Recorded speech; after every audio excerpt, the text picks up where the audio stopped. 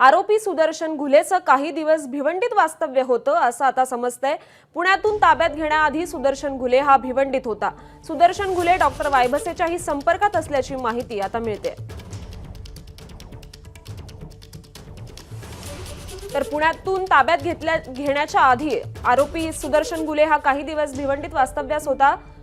आज सकाळीच दोन मुख्य आरोपींना पोलिसांकडून ताब्यात घेण्यात आले, त्यांना अटक करण्यात आली आहे। तिसऱ्या आरोपीचा शोध अद्याप सुरू आहे, त्यालाही बेड्या ठोकण्यात आल्या आहेत। तर आरोपी सुदर्शन घुलेचं काही दिवस भिवंडीत वास्तव्य होतं असं समजतंय आणि तो पुण्यातून ताब्यात घेण्याआधी भिवंडीत होता आणि डॉक्टर वायबसेंच्याही संपर्कात असल्याची माहिती आता मिळते।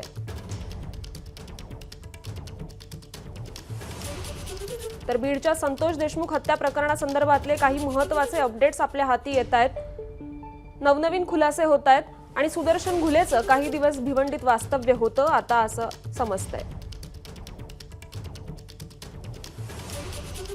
सुदर्शन घुले हा डॉक्टर वायबसेच्याही संपर्कात असल्याची माहिती मिळते।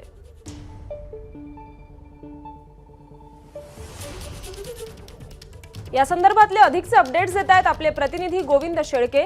गोविंद, आता असं समजतंय की सुदर्शन घुले हा पुण्यातून अटक होण्याच्या आधी भिवंडीत काही दिवस वास्तव्यास होता, काय नेमकं कारण आहे? श्रुती, आपण बघतोय की या प्रकरणामधला जो आरोपी आहे तो सराईत गुन्हेगार आहे आणि तो सराईत होता म्हणूनच 25 दिवसापेक्षा जास्त कालावधी पोलिसांना लागला सुदर्शन घुले याच्यापर्यंत पोहोचायला। कारण यापूर्वी सुद्धा त्याच्यावरती अनेक गुन्हे आहेत, त्यामुळे त्याला माहित होतं की तो फोनवरती फार कमी वेळा संपर्क ठेवायचा। तो फक्त ज्या व्यक्तीच्या संपर्कात होता त्याचं नाव आहे डॉक्टर संभाजी वायबसे आणि ज्यावेळी पोलिसांनी संभाजी वायबसेंना ताब्यात घेतलं त्यानंतर त्याचा आता लोकेशन कळत आहे की तो पुण्यामध्ये येण्यापूर्वी काही दिवस भिवंडीला होता। भिवंडीलाच नाही तर राज्याच्या आणखी काही भागामध्ये तो राहिलेला आहे, कारण तो एका ठिकाणी फार वेळ वास्तव्यास राहिला नाही आणि विशेष म्हणजे या काळामध्ये तो कुणाशीही संपर्क करत नव्हता। कारण आपल्याला माहिती आहे की ज्यावेळी या संतोष देशमुख हत्या प्रकरणाचा तपास हा CID कडे गेला, SIT पथकाकडे गेला, त्यानंतर रोज सुदर्शन घुले आणि इतर आरोपींच्या कुटुंबियांचं इंट्रोगेशन होत होतं। त्यामुळे हे आरोपी आपल्या कुटुंबियांशी देखील संपर्क करत नव्हते। मात्र डॉक्टर संभाजी वायबसे हा पोलिसांच्या ताब्यात आला आणि आपण बघतोय की सुदर्शन घुलेला अखेर बेड्या पडल्या।